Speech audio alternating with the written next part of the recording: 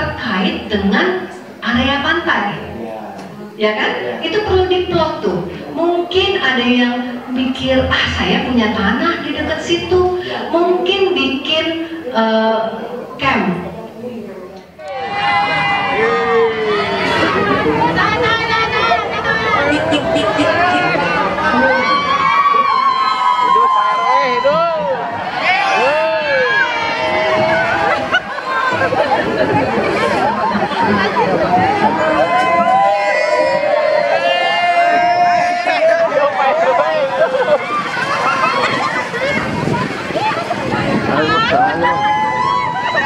Kita media Pak.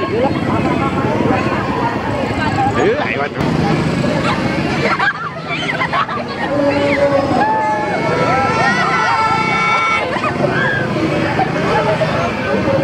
Hah? Mana?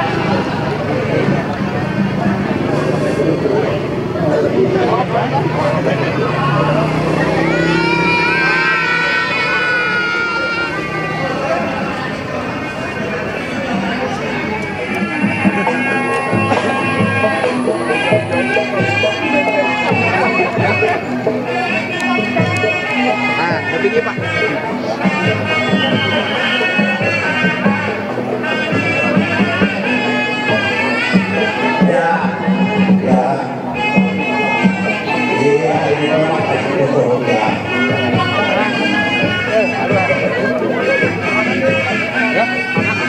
Ada aja langsung.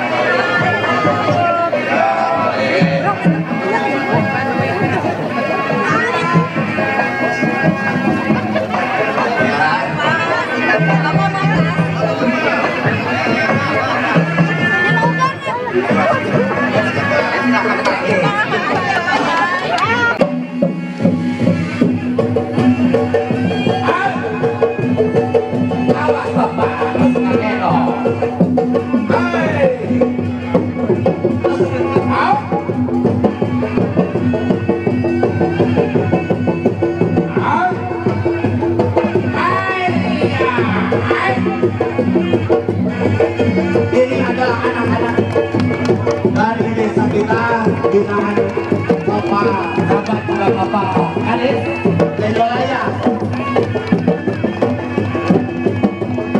Sudah juara provinsi.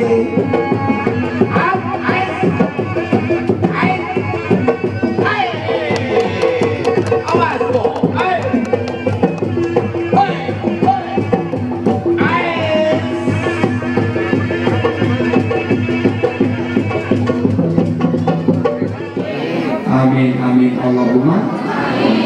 Saya hormati Bapak Solihin, pimpinan perusahaan PT Air Gunung Salak Sukabumi, dengan sepatu putihnya. Ini sepatunya mirip-mirip Sule. Necis sedikit ya, dengan ini produk ekonomi kreatif, ada sorban NU dan juga gaya rambut dikuncir-kuncir sedikit ya. Tepuk tangan untuk Pak Solihin. Kita melihat antusiasme dari masyarakat Desa Tenggeraya karena sebagai desa yang dikaruniai memiliki sumber daya alam yang indah, tapi juga debit air yang mencapai 500 liter per detik. Dan ini kadang-kadang kita suka terlupa bahwa produk ekonomi kreatif baik itu kuliner yang berbagai jenis itu membutuhkan dukungan air minum.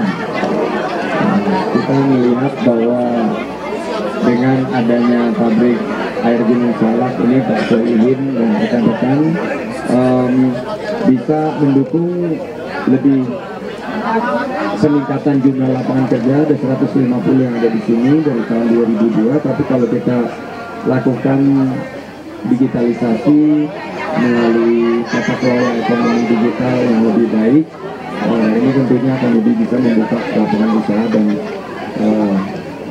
produk-produk yang lebih bermutu ke depan, dan akhirnya kebangkitan ekonomi kita bisa terasa juga, karena tadi apa yang disebut sebagai karunia Allah Subhanahu wa Ta'ala ini sudah memberikan banyak kontribusi kepada masyarakat, tapi masih dibutuhkan lapangan pekerjaan, harga-harga yang lebih terjangkau, ada potensi resesi di depan.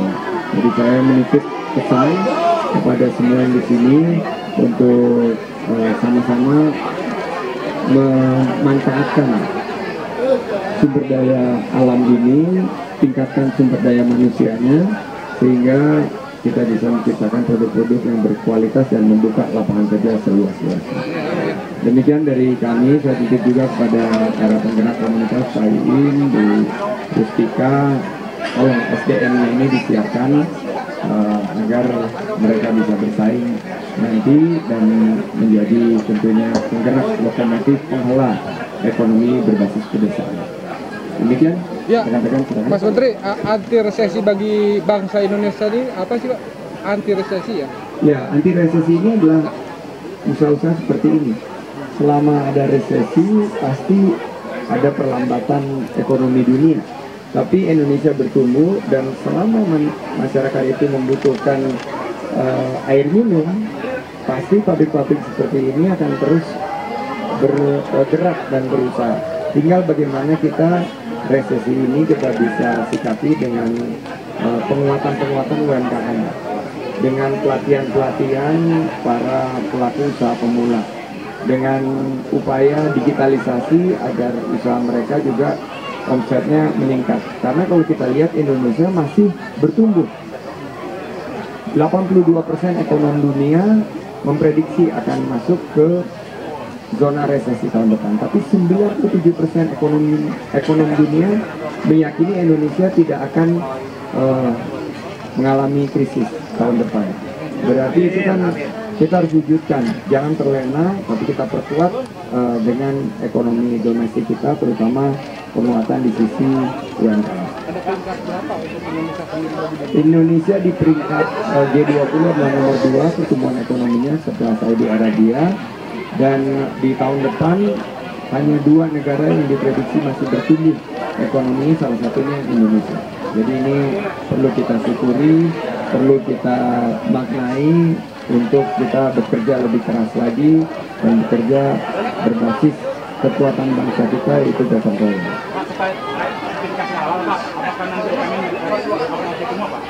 Iya, sertifikasi awal tadi ada Bu Hulpa yang memfasilitasi. Kita akan gunakan kolaborasi.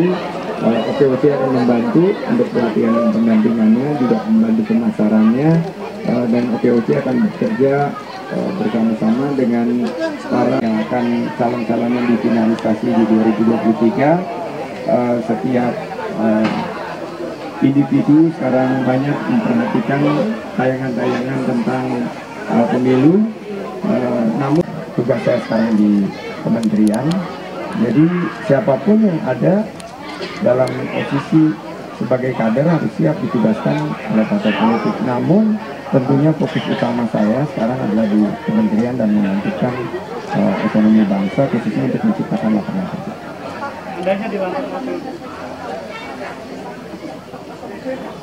Nah, untuk ekonomi kreatif, karena narasinya itu kan ekonomi gelap.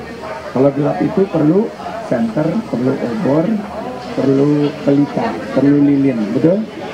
Nah, kuncinya 2 hal. 1 adalah penguatan UMKM kita.